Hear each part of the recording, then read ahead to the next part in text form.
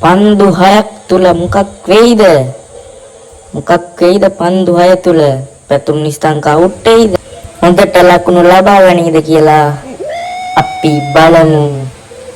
ඔන්න පළවෙනි බෝලය එල්ල කරනවා. ලකුණු ලබා ගැනීමට හැකියවන්නේ නැහැ පැතුම් නිස්තංකට. අයියෝ. යකෝ ලකුණු ගහපිය බෝලයට. අවුට් එක නම් දෙන්න එපා. දෙවෙනි පන්දුව යොමු කරන ජස්ප්‍රීත් බුම්රා අවුවගෙන හතරේ පාරක් එල්ල කරනවා මේ අවස්ථාවේදී ඊඩකයා දෙදෙනා අතරින්.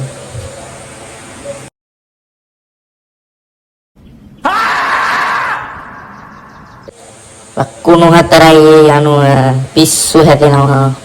ඊළඟ බෝලයක් ගහමු ලස්සන පාරක්. 4යි. අයියෝ මිස් කරගත්තා නේද? දෙකින් උන්ට පරදින්න බෑකෝ. බෝල 6 ලකුණු කීයක් ගහන්න ඕනේද? 20ක්වත් ගහන්න. ලකුණු 6යි. නොදකින් ලකුණු 4යි. ලකුණු 20ක් ගහ ගන්න බැරි වෙයි වගේ ඕල් 6 තුල. එහෙම වුණොත් පැතුම් නිස්සංක පරදිනවා යාළුවනේ. ඊළඟ බෝලේ පස්වෙනි පන්දුව ලකුණු 6යි. ඊළඟ බෝලට 6ක් ගහගත්තොත් ලකුණු 20 ටාගට් එක සම්පූර්ණයි.